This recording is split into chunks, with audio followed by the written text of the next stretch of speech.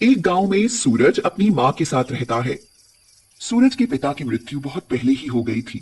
उसके घर का सारा खर्च उसकी माँ लता दूसरों के घरों में काम करके चलाती है।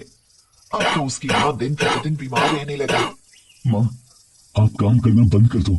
आप इतना बीमार रहती हैं। बेटा, अगर मैं काम पर नहीं जाऊंगी तो घर का खर्च कैसे चलेगा? हम भूखे मर जाएंगे। माँ, मैं कुछ काम कर दूंगा या तो कहीं मजदूरी कर दूंगा। बेटा, तू अभी बहुत छोटा है, काम कैसे करेगा? और कोई तुझे काम देगा भी नहीं। इतना कहकर सूरज की माँ अपने काम पर चली जाती है।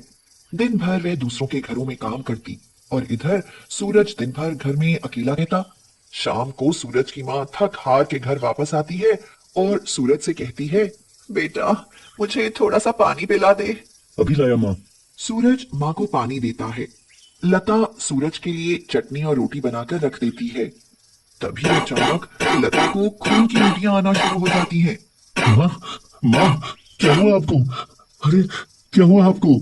लता सूरज का सहारा लेते हुए कहती है, "अ, कुछ नहीं बेटा, मैं बिल्कुल ठीक हूँ।" पर सूरज लता की एक न सुनता और दौड़कर गांव के एक डॉक्टर को बुला लाता है।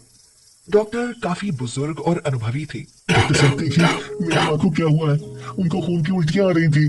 रुको बेटा, मैं देखता हूँ, तुम परेशान ना हो। डॉक्टर लता को देखते हैं। कुछ समय बाद उनके चेहरे पर गहरे भाव आ जाते हैं और वो सूरज से कहते हैं, बेटा, मैं तुमसे झूठ नहीं बोलूंगा। तुम्हारी माँ को शुरुआती कैंसर है। अगर तुम इसका अभी इलाज करा लो तो तुम्हारी माँ की जान बच सकती है, वरना बहुत देर हो जाएगी। डॉक्टर साहब, ये कैंसर क्या होता है? बेटा, ये एक जानलेवा बीमारी है। तुम इतना समझ लो बस। इतना कहकर डॉक्टर वहां से चले जाते हैं। माँ, आप कल से काम पर नहीं जाएंगी। मैं कल ही काम की तलाश में जाऊंगा और पैसे कमाकर आपका इलाज कराऊंगा। अगले दिन सुबह सूरज काम की तलाश में जाता है। तभी वह एक चाय की दुकान पर काम मांगता है। चाचा, मुझे अपनी दुकान पर कोई काम दो ना। मैं कुछ भी कर दूंगा, कैसा भी काम हो। अरे, तू क्या काम करेगा? चल निकल यहाँ से। इतना कहकर दुकान वाला सूरज को भगा देता है। सूरज चुपचाप वहां से चला जाता है और थोड़ी दूर पर उसे एक अंडे की दुकान दिखती है। वह उस दुकान वाले से काम मांगने जाता है। चाचा, मुझे अपनी दुकान में कोई काम दे दो। मेरी माँ बहुत बीमार है। ठीक है बेटा, तुम बहुत छोटे हो, इसलिए मैं तुमको कोई बड़ा काम नहीं दूंगा। तुम सिर्फ मेरे मुर्गी फार्म से मुझे अंडे लाकर दे दिया करो। बस तुमको यही करना है। ठीक है चाचा, और शुक्रिया मुझे ये काम देने के लिए। चलो बेटा, मैं तुम्हें अपना मुर्गी फार्म दिखाता हूँ। तभी दुकान वाला सूरज को अपने मुर्गी फार्म लेकर जाता है और कहता है, देखो, ये है मेरा मुर्गी फार्म। तुमको यहाँ से अंडे उठाकर मेरी दुकान में देना होंगे। ठीक है चाचा। इतने में एक मुर्गी जोर जोर से चिल्लाने लगती है। इसे क्या हुआ? ये तो जख्मी है। अब ये मेरे कोई काम की नहीं रही है। सूरज, तुम एक काम करो, ये मुर्गी पास वाली कसाई की दुकान पर जाकर बेच दो। चाचा, ये मुर्गी आप मुझे दे दो ना। तुम क्या करोगे इस मुर्गी का? चाचा, आप मुझे बस ये मुर्गी दे दो ना। ठीक है, ये मुर्गी तुम ले लो।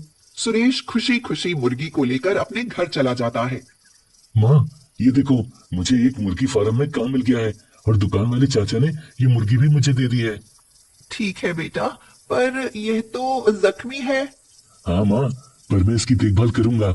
सूरज दिन भर काम करता और रात में मुर्गी और अपनी माँ की देखभाल करता। ऐसे ही कुछ दिन बीत गए और मुर्गी बिल्कुल ठीक हो गई। और लता की तबीयत दिन ब दिन बिगड़ती चली जा रही थी। सूरज के पास पैसे भी नहीं थे जिससे वह अपनी माँ की दवा करवा सके। तभी वह लाला राम के पास कुछ पैसे उधार लेने जाता है।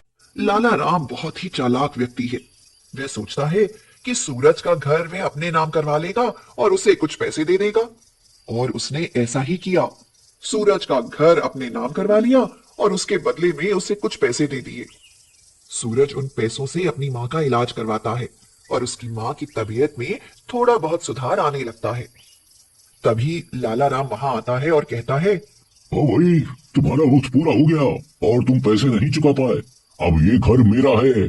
निकल जा घर से अपनी माँ को लेकर। वह सुरेश को धक्के देकर घर से बाहर निकाल देता है। ये क्या किया बेटा तुमने? अब हम कहाँ रहेंगे? माँ, ये सब मैंने आपके लिए ही तो किया है। घर तो दोबारा भी आ जाएगा, पर माँ नहीं। इतना कहकर वह अपनी मुर्गी और माँ को लेकर जंगल की ओर चल देता है। थोड़ी दूर चलने पर वह माँ को एक पेड़ के नीचे छांव में बिठा देता है। तभी उसकी मुर्गी जंगल की तरफ भागती चली जाती है और सूरज उसे पकड़ने के लिए उसके पीछे पीछे भागता चला जाता है। मुर्गी जंगल में बैठी एक जख्मी बूढ़ी औरत के पास रुकती है। सूरज भी वहीं रुक जाता है। सूरज जब उस बूढ़ी औरत की ओर देखता है तो अपनेपन के लहजे में उससे कहता है, दादी माँ, क्या हुआ आपको? आपको ये चोट कैसे लग गई? कुछ नहीं बेटा, बस जरा सा पांव फिसल गया था। सूरज उनके जख्मों को साफ करता है और आसपास के पेड़ों से पत्तियों को तोड़कर उनका औषधि के रूप में प्रयोग करके उस बूढ़ी औरत की मदद करता है। बूढ़ी औरत सूरज के इस प्रेम भाव से बहुत प्रसन्न हो जाती है और उससे पूछती है, बेटा, तुम इस घने जंगल में अकेले क्या कर रहे हो? दादी माँ, मैं अकेला नहीं हूँ। यहाँ से कुछ दूरी पर मेरी माँ एक पेड़ के नीचे विश्राम कर रही हैं और हम घर की तलाश में घूम रहे हैं। गांव के एक लालची व्यक्ति ने मेरा घर भी छीन लिया। अब हम कहाँ जाएं?